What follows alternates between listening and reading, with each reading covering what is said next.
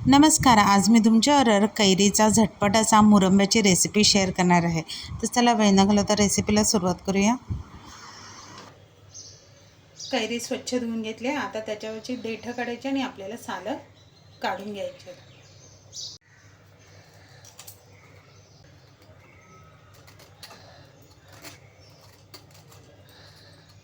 मस्त आपण कैरी ही किसून घेऊया.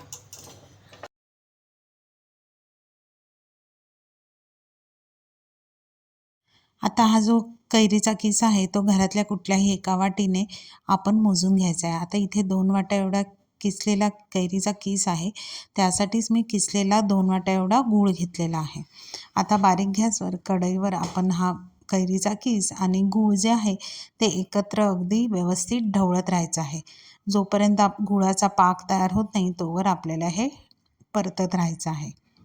आता सगळं मिक्स झाल्यावर त्यावर झाकण ठेवायचं आणि एक 5 ते 7 मिनिटांनी झाकण काढून आपण पुन्हा ते व्यवस्थित मिक्स करून घ्यायचं.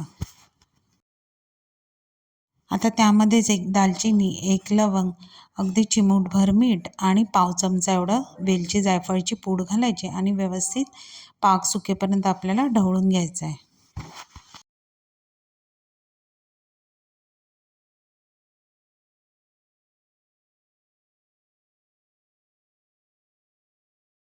आता इथे गुळाचा पाक सुकेपर्यंत आपण छान असं मिक्स केलेलं आहे आणि अशा प्रकारे आपला कैरीचा मुरंबा तयार झालेला आहे.